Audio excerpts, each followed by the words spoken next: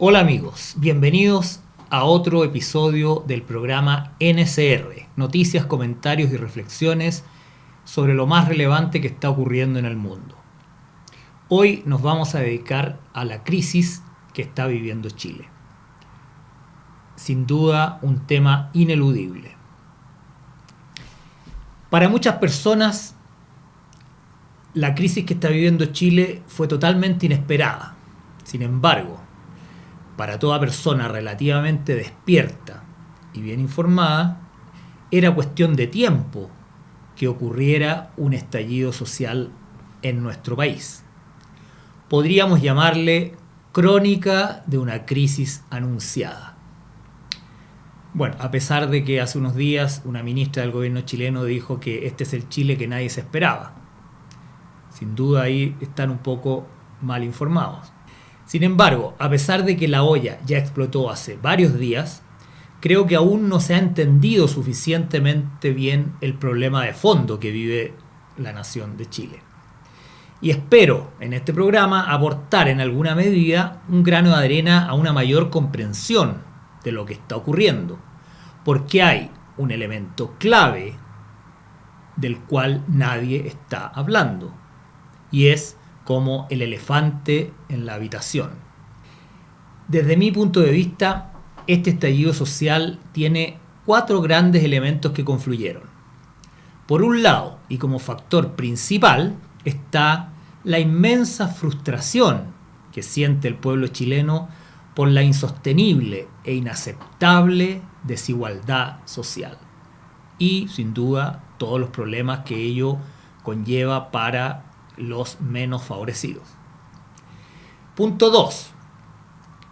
Hay una fuerza anárquica, delictual y lumpen que se aprovecha de cualquier situación que les permita saquear, robar, destruir con total egoísmo y falta de consideración hacia los demás. Ese es un elemento importante. Tercero, las redes sociales han permitido que la gente se entere de aquellas cosas que los medios masivos jamás informan. Los oscuros secretos de los poderes fácticos en relación a los grandes abusos, manipulaciones, colusiones, conspiraciones, etc. Hay que reconocer también que en los últimos años los medios masivos, ante la avalancha de información en las redes sociales, han debido incluir también información real, ¿no? Como las colusiones, la corrupción en las Fuerzas Armadas, en la Iglesia y en todos los ámbitos. Y esto ya se está viendo en los medios masivos, gracias a Dios. Y punto 4, que converge en esta crisis chilena, es que presumiblemente, muy presumiblemente, detrás de los hechos más graves y violentos que han ocurrido, habría una organización muy bien coordinada, probablemente desde el exterior, operando en forma semisecreta. Uno de los elementos principales de este análisis que estoy haciendo será plantear que mientras no se entiendan bien estos 4 elementos, y en especial el último, es decir, la influencia externa al país, no podremos encontrar jamás una solución real, efectiva y definitiva a nuestro problema. Bueno, ahora vamos punto por punto. Partamos por la desigualdad social. Creo que es un hecho innegable, ¿no?, que la desigualdad en Chile entre ricos y pobres es un abismo de inmensas proporciones. Hay que ser muy ciego o muy cínico para negarlo. Veamos, según la CEPAL, el año 2017, el 50% más pobre de la población accedía al 2,1% de la riqueza neta del país, mientras el 10% más rico concentraba el 66,5% de las riquezas y el 1% de los más ricos el 26,5%. Los sueldos de los funcionarios públicos, por ejemplo los parlamentarios, los senadores, son 30 veces el sueldo mínimo. Según una investigación del PNUD, o sea, Programa de las Naciones Unidas para el Desarrollo, la desigualdad es parte de la historia de Chile, ¿no? Y partió con la entrega de las tierras en la época de la colonia a españoles blancos, ¿no? Y se ha mantenido esta desigualdad más o menos similar desde el siglo XIX. ¿no? A través de las haciendas, del negocio de la minería. Luego viene el movimiento neoliberal y todo esto hace que se mantenga este esquema feudal, ¿no? Por otro lado, Dante Contreras, el profesor titular de la Facultad de Economía y Negocios de la Universidad de Chile, director del COES, Centro de Estudio de Conflicto y Cohesión Social, dice que la desigualdad también tiene que ver con la dignidad, con el maltrato social, ¿no? Y reconoce que Latinoamérica es una región de alta desigualdad, pero Chile está un poco por sobre el promedio. Y es lejos el peor país de la OCDE. Claro que ahí ya estamos midiéndonos con países más desarrollados, pero si queremos compararnos con la OCDE, que son estos países que ya están más desarrollados, estamos bastante mal. Además, Dante Contreras habla de que en Chile hay una bajísima movilidad social, en el sentido de que el 10% más pobre, los hijos que nacen en ese porcentaje del 10% más pobre, rara vez se mueven de ahí, y los que nacen en el 10% más rico rara vez se mueven de ahí. La Fundación Sol dice que más del 50% de los trabajadores asalariados del sector privado gana menos de 400.000 pesos. Solo, dice esta Fundación Sol, solo el 20,2% de la población chilena, de los trabajadores, gana más de 750.000 pesos líquidos. Pero ojo, un elemento clave aquí es que Chile está más o menos en el promedio de desigualdad de Latinoamérica. Según el índice Gini, donde 0 es igualdad total y 1 desigualdad total, Chile está en el 0,45. Y el promedio de Latinoamérica entre 18 países es 0,46. O sea, incluso estaríamos por debajo del promedio de desigualdad de Latinoamérica. Entre 2016 y 2017 la pobreza se mantuvo estable en Latinoamérica, mientras que en Chile disminuyó 3 puntos porcentuales, llegando a 10,7%, la más baja de Latinoamérica, ¿no? Exceptuando Uruguay con el 2,7%. Entonces, si Chile es prácticamente uno de los países que mejor se encuentra en la región, en Latinoamérica, es el que mejor se maneja con el flagelo de la pobreza y está más o menos en el promedio de desigualdad. Algunos, según las cifras que consideremos, podemos decir que estamos por encima del promedio de desigualdad, otros que estamos más o menos en el promedio, pero el punto es que no somos una excepción, no somos el país que la está pasando peor en Latinoamérica. Chile no es el país de mayores problemas socioeconómicos, ese es el punto, ¿no? ¿Y esto qué significa? Significa que es de vital importancia, y esto es lo que quiero señalar en este programa, que no escucho a nadie decir esto, que es como el elefante en la habitación que nadie quiere ver. Significa que es de vital importancia entender este problema desde una perspectiva global, internacional.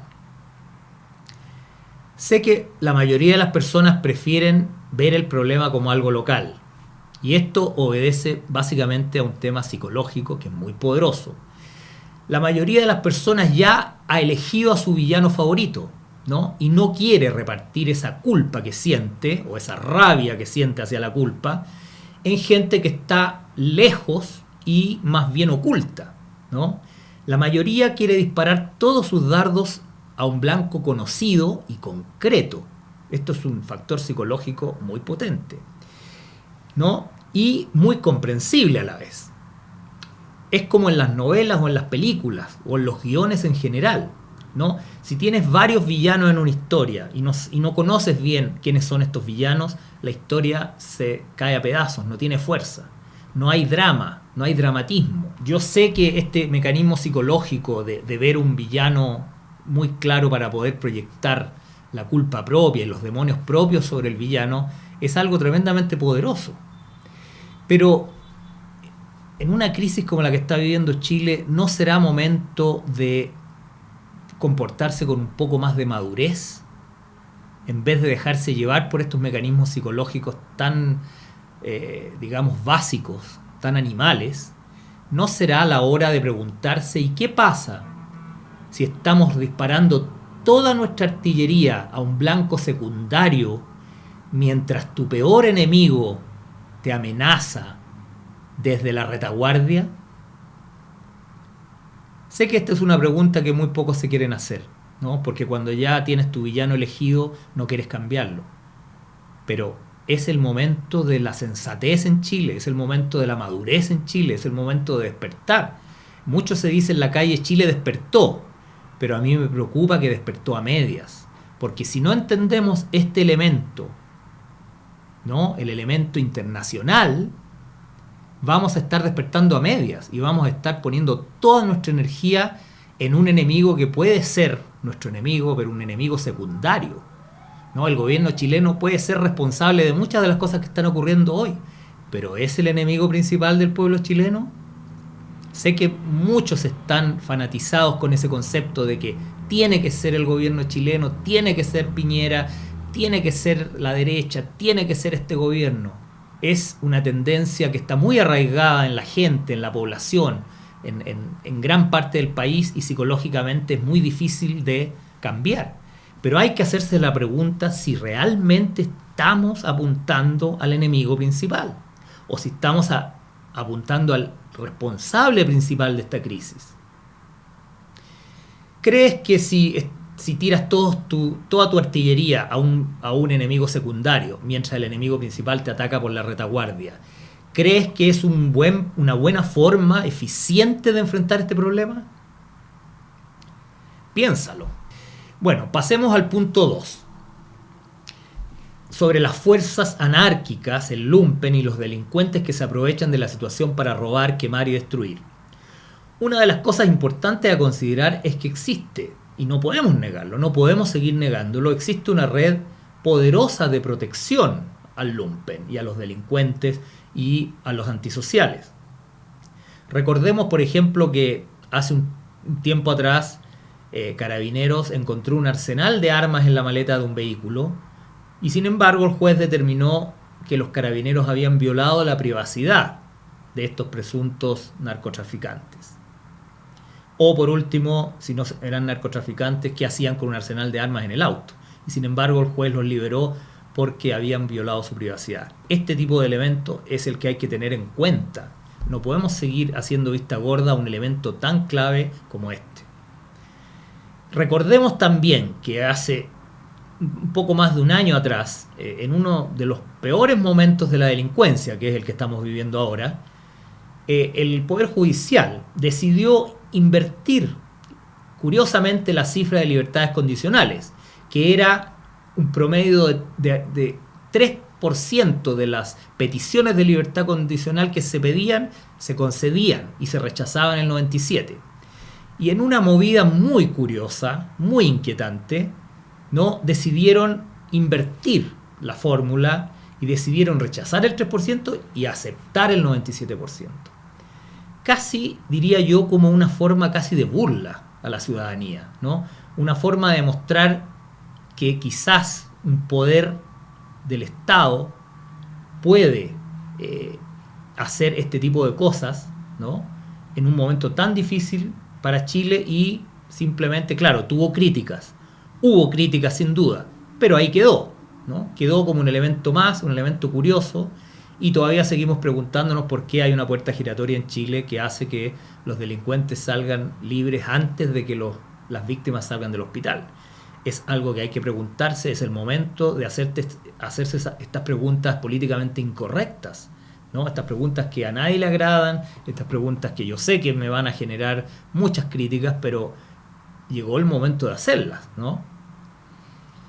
Alguien se puede preguntar qué motivaciones tendrían los jueces o los políticos que dictan las leyes para empeñarse tanto en que los delincuentes tengan toda la libertad necesaria para delinquir. Ya vamos a ver un poco más adelante cuál puede ser esa agenda destinada a provocar el caos no solo en nuestro país, sino que en el mundo entero. Bueno, el punto 3. La otra razón que hemos dado para este gran estallido social es que las redes sociales han permitido que la información más importante, que en general está más bien prohibida en los medios masivos de comunicación, pueda llegar a la gente. Así, hoy todos se están enterando que hay ciertos poderes fácticos que no tienen ningún interés en que la gente prospere y alcance buenos niveles de vida. Sé que es difícil aceptar que hay una gran conspiración para mantener a la gente en la ignorancia y en la miseria, Pero esto ya es un hecho que deberíamos comenzar a comprender, ¿no? No podemos seguir negando que hay ciertos poderes fácticos que no quieren que la gente despierte, no quieren que la gente entienda el problema de fondo, y menos quieren que entienda la influencia internacional que tiene este tipo de crisis en un país como Chile. Bueno, y el punto 4, la cuarta razón que dimos como el violento estallido social es la participación de fuerzas externas al país en los más violentos incidentes, especialmente las bien coordinadas explosiones en las estaciones del metro. Recordemos que fueron explosiones simultáneas, algo así como 9 explosiones simultáneas en el metro que provocaron grandes daños, incendios, y que no son obras de niños, no son los niños que se saltaban los torniquetes en el metro, ¿no? Esto fue obra de una organización con grandes recursos y con gran adiestramiento, y hay que reconocer esto. Yo sé que cuando el presidente Piñera dijo que teníamos un enemigo muy poderoso enfrente, fue un error, ¿no? Fue un gran error que lo dijera. Todo el mundo se le tiró encima. Yo mismo lo critiqué por decir eso, porque decir que estábamos en guerra. Sin embargo, no podemos cerrar los ojos a que dentro de las cosas que están ocurriendo en Chile sí hay un grupo muy organizado. No quiero llamarles terroristas, pero sí un grupo de acción muy organizado que es responsable de los mayores daños al país, ¿no? Porque el ataque a la línea del metro representó una pérdida de unos $300 millones que podrían haber sido destinados a los más necesitados, y ahora deberá ser de una u otra forma invertido en la reconstrucción del metro. Y no cabe duda que los perpetradores de estos ataques al metro tan destructivos no tienen ningún interés en el pueblo chileno, porque ¿a quién perjudica más la destrucción del metro? Sin duda a la gente más humilde, que es la que usa el metro, ¿no? A la de clase media hacia abajo. Entonces, estas personas que pusieron las bombas y los explosivos y estas cosas para provocar incendios en el metro, obviamente no tienen el interés de los chilenos, ni menos del pueblo, en mente. Y ahí hay un elemento que no podemos soslayar, porque si pretendemos ver solo la parte que nos gusta de este estallido, ¿no? De esta crisis, digamos, porque el estallido social quizás es la parte más benigna de todo esto. Lo peligroso son estas acciones vandálicas y terroristas. Yo sé que muchos dicen que las protestas pacíficas no dan resultado y que es necesario hacer algo que tenga impacto. En cierta forma tienen razón. Es un argumento atendible, pero como decíamos antes, alguien que realmente tiene una gota de amor por el pueblo chileno no destruye su principal medio de transporte. Eso debe quedar claro, ¿no? Está claro que los objetivos de este grupo es otro, ¿no? Los objetivos son otros. Y esos objetivos hay que entenderlos. Yo sé que ya el gobierno ya no puede hablar mucho de este gran enemigo que amenaza a Chile, porque es totalmente impopular ese argumento. Pero sí debe seguir investigando y tratando de descubrir quiénes son y cómo detenerlos, ¿no? No digo en forma cruel o violando los derechos humanos, pero sí hay que detener a este grupo que podríamos llamar violentista o terrorista o como queramos llamarlo. Ahora bien, ¿qué grupo sería este y qué pretendería? La respuesta definitiva a esta pregunta aún no se puede dar, es muy difícil, ¿no? Pero lo que sí sabemos es que hay informes de inteligencia, ¿no? Hay informes de inteligencia, sabemos el audio que se filtró de la primera dama, de Cecilia Morel, ¿no? Da cuenta de que hay informes que este grupo pretendía cortar todo el transporte y todos los suministros de alimentos. Por eso los saqueos de los supermercados, donde llegan camiones llenos de gente y funcionan en forma muy coordinada, al menos el inicio. Después viene la gente que tiene hambre, quizá que está desesperada, que necesita cosas básicas y también se integra, lamentablemente, no pueden resistir la tentación de integrarse al saqueo. Otros llegan a saquear televisores y cosas, bueno, ese es otro tema, ese es un vandalismo sin ninguna justificación. Pero probablemente los iniciadores de los saqueos a los supermercados son parte de esta organización muy bien coordinada. Ayer un grupo muy organizado llegó a un hotel en el Parque Bustamante. El líder de este grupo, que dirigía toda esta agrupación, conversó con el dueño del hotel y le dijo que iban a quemarlo, así que le daba, no sé, unos minutos para sacar a toda la gente porque tenían que quemar ese hotel. Este no es el comportamiento de la gente que está protestando por sus derechos, ¿no? Que está protestando contra la desigualdad, que obviamente todos estamos de acuerdo que es una protesta muy justa, pero quemar de esa forma, con esa frialdad, un hotel o las estaciones del metro o los autobuses no es parte de la demanda legítima. Creo que en eso estamos la mayoría de acuerdo, ¿no? La gran mayoría de Chile estamos de acuerdo en que este vandalismo y estos actos terroristas no son parte de la legítima del legítimo clamor de la población chilena por más justicia y más igualdad, ¿no?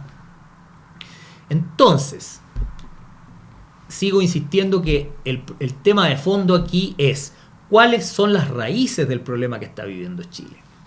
Si los profundos problemas socioeconómicos que tenemos en este país fueran solo de los últimos años y Chile fuera el único país de la región que los sufre, tendría sentido culpar de todo al gobierno de turno.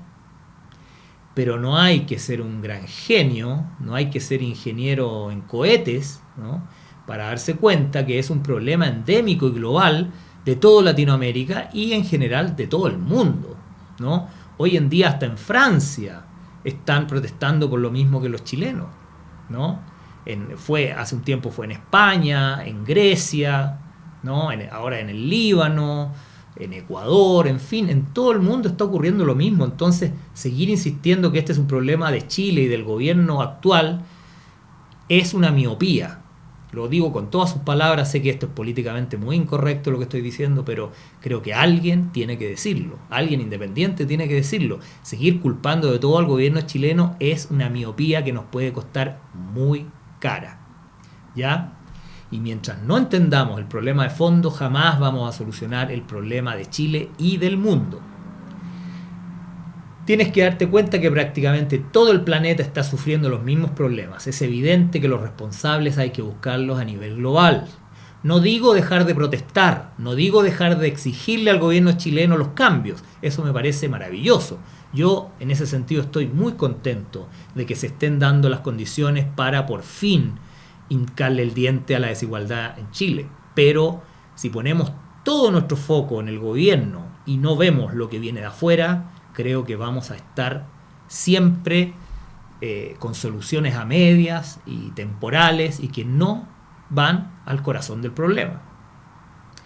Piensa simplemente lo siguiente: ¿cuánto trabajo le cuesta a un simple ciudadano de Chile o del mundo ganar $100? En Estados Unidos, que se paga más o menos un poco más de $7 la hora, son 12 horas de trabajo. Ganar $100 son 12 horas de trabajo duro. En Chile, que se pagan unas $6.50, serían 15 horas de trabajo duro, ¿no? Bastante trabajo para conseguir un billete de $100 o el equivalente en pesos. Y yo pregunto, ¿cuánto le cuesta a aquellos que fabrican ese billete de $100? Y hablo de dólares porque sabemos que el dólar es la divisa internacional. El dólar es la moneda que rige para todo el comercio internacional y es la moneda que rige a todo el planeta. No seamos ingenuos de pensar que el peso chileno es independiente, o alguna moneda, o el euro, o alguna moneda del mundo, o el yuan. No existen monedas independientes, todas están indexadas al dólar. Por lo tanto, para ganar un billete de $100 hay que trabajar 15 horas duras. Todos los países, en todas partes, incluso en Estados Unidos. Sin embargo, el que fabrica ese billete, ¿cuánto le cuesta fabricar ese billete? Hoy que el dólar desde el año 71 no está respaldado por oro. Desde que Nixon en el año 71 dijo se acabó, rompemos el pacto de Bretton Woods. Y como siempre, Estados Unidos rompe los pactos sin pedirle permiso a nadie, ¿ya? Entonces, ganar esos $100 cuesta 15 horas de trabajo y el que lo imprime le cuesta 1 centavo, 2 centavos el papel y la tinta. Sé que esto suena infantil, pero esto es así. Aunque los economistas te traten de dar miles de argumentos de por qué el dólar tiene respaldo, que el petróleo, pero lo cierto es que el dólar es una estafa de principio a fin, sobre todo desde el año 71, ¿no? Y el problema no quedaría ahí, el problema continúa porque las mismas personas que imprimen estos billetes, que no es el Banco Central de Estados Unidos, no es un banco estatal. La Reserva Federal de Estados Unidos es un banco privado. Lo repito, esto lo vengo diciendo hace 20 años, pero antes todos se reían de mí cuando yo decía esto, pero hoy ya hay muchos que ya lo están entendiendo. La Reserva Federal que imprime el dólar es un banco privado y pertenece a familias privadas. Y esos son los verdaderos millonarios, multimillonarios, megamillonarios, que están haciendo uso y abuso del planeta entero. Si quieren seguir tirando todos los dardos al gobierno chileno, bueno, allá ustedes. Pero el problema no nace aquí. El problema se puede agravar acá por el egoísmo de algunas personas, qué sé yo, que de derecha o de izquierda, de algunos millonarios chilenos, en fin. El problema se puede agravar acá, y lo tengo claro. Y hay que hincarle el diente a eso también. Pero el problema nace con este sistema financiero mundial que es una estafa de principio a fin. O al menos desde el año 71 es un total esquema Ponzi o piramidal, ¿no? Bueno, decíamos que se puede acusar, ¿no?, al gobierno local y a los políticos de ser cómplices de ocultar esto que estoy diciendo yo, ¿no? Pero también hay que ser realista y considerar que si el presidente de Chile dijera lo que estoy diciendo yo una sola vez en un discurso, se le cerrarían todas las llaves internacionales de fondos y de apoyo, todo tipo de apoyo económico, político, acceso a préstamos, a tratados, a acuerdos, a todo privilegio internacional. O sea, Chile sería víctima de un feroz bloqueo económico internacional, como le ocurre a todos los países que insinúan que el sistema financiero mundial es una estafa, ¿no? Entonces, ¿qué hacemos? No le podemos exigir al presidente de Chile que diga esto, pero nosotros debemos ser suficientemente astutos para entender que la gran estafa a los más pobres y al pueblo viene de afuera, viene del sistema económico y financiero internacional, que es una estafa total.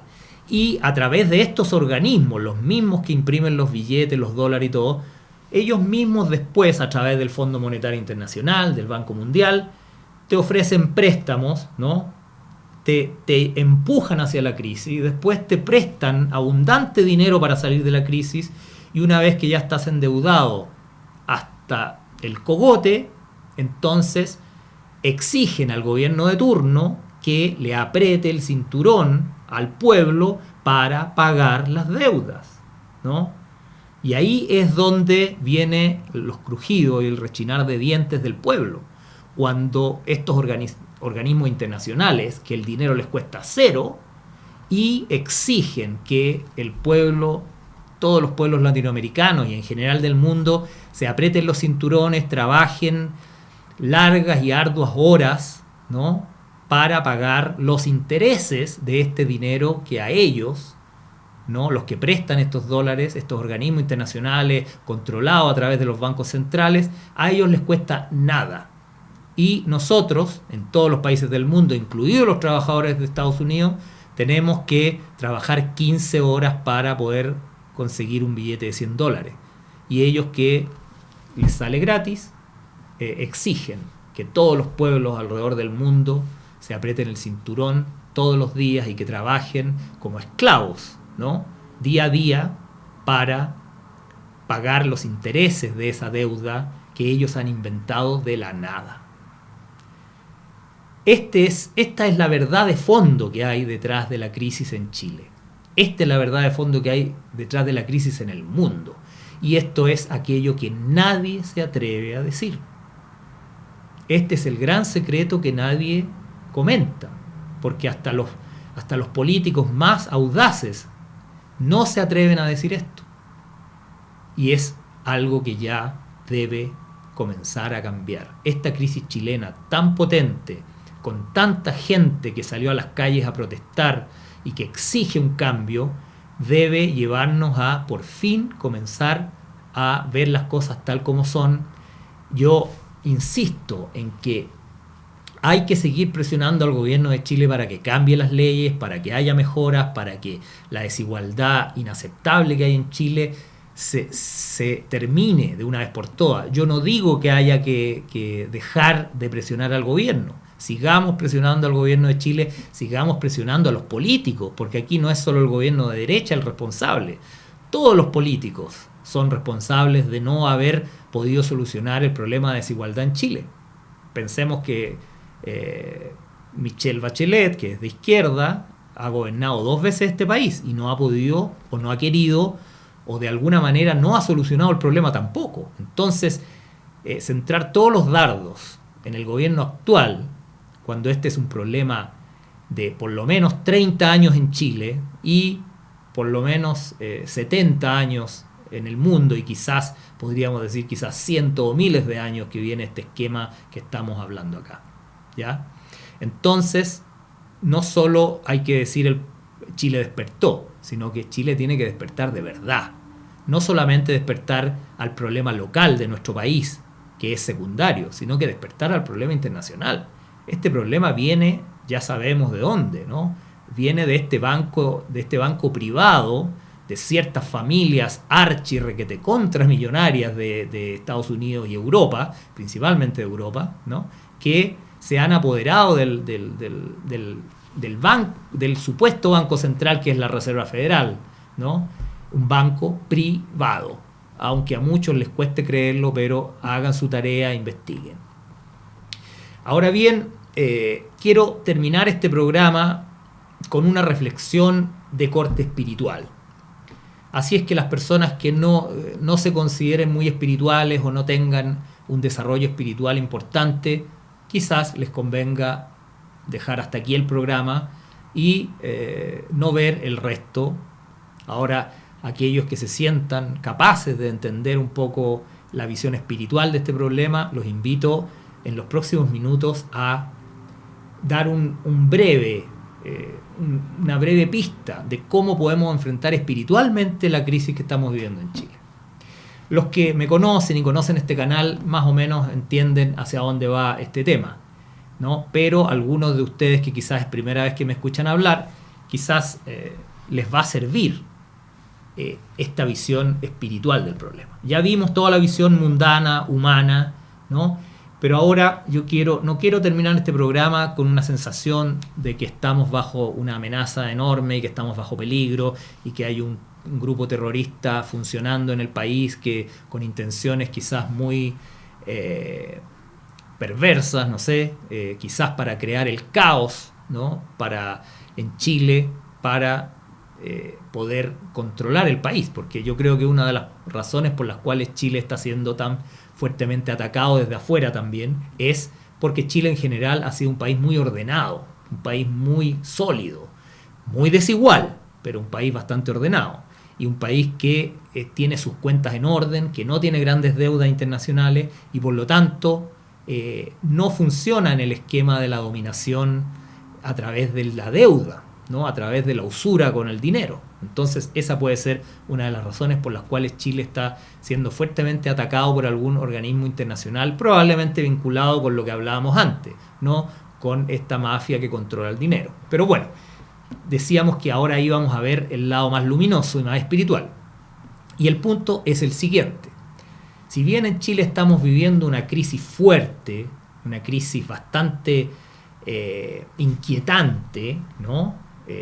Donde todo el piso se está moviendo, donde hay mucho disturbio, mucho caos, mucho vandalismo, hay muertos en las calles, hay heridos, en fin, hay una serie de problemas bastante grandes y sin embargo, en términos espirituales, tú puedes ser totalmente inmune, invulnerable a todo lo que está ocurriendo.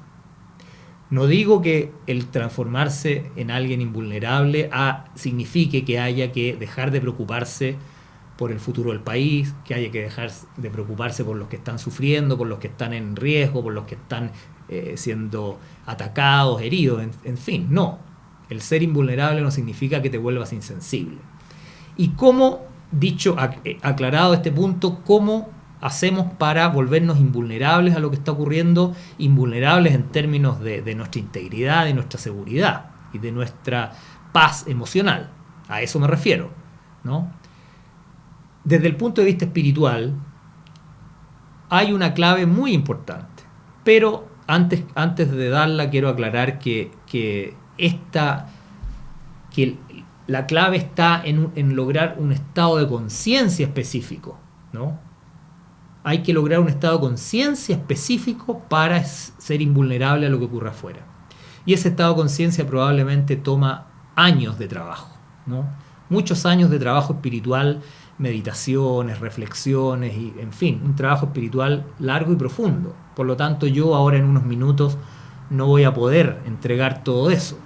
Solamente voy a dar algunas pistas, ¿no? El estado de conciencia que te vuelve invulnerable es un estado de completa paz interior, ¿no? Si tú estás en una completa paz interior, no importa lo que ocurra a tu alrededor, tú vas a ser invulnerable a lo que está ocurriendo.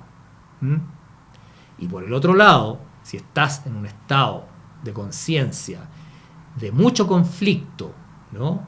De mucho dolor, de mucho miedo, obviamente que vas a estar vulnerable a lo que está ocurriendo a tu alrededor.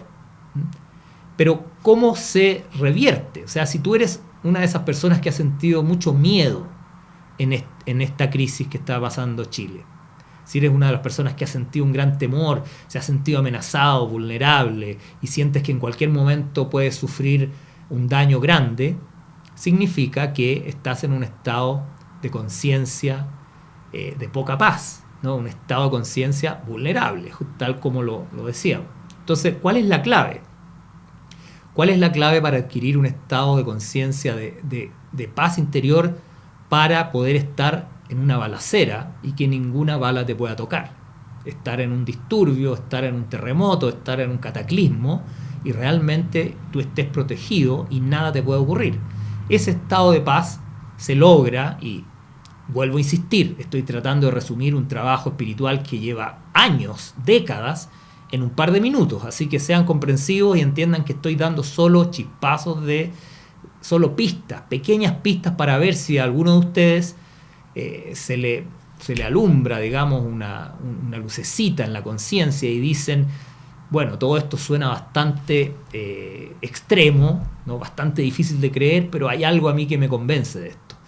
Y esa pista es que la forma de adquirir ese estado de conciencia en el cual eres invulnerable a lo que ocurre afuera es a través de dejar fuera el odio, fuera el juicio negativo, ¿no? A pesar de todas las cosas que hemos hablado en este programa, si tú eres capaz de dejar el odio, la condena y los juicios negativos hacia el prójimo, hacia todos los actores de esta crisis, entonces vas a poder lograr un estado de conciencia de tal paz que vas a poder estar, observar y participar de este gran estallido social, pero siempre teniendo en cuenta que todo esto debemos hacerlo sin odio y sin violencia si queremos ser invulnerables, si queremos vivir este proceso que está viviendo Chile en forma alegre, entusiasta, viendo un futuro glorioso para el país y sin, digamos, ser víctima de un disparo o de un incendio o de cualquier cosa que ocurra.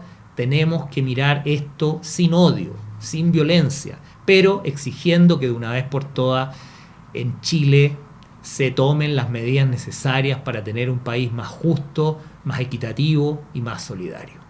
Bueno, ese ha sido el aporte que he querido hacer a esta situación que está viviendo el país. Espero haber sido comprendido y espero que nadie tome mis palabras para aumentar la violencia, el odio o el conflicto, sino que por el contrario, para unirnos todos. Incluso tampoco estoy llamando a odiar a estas instituciones internacionales que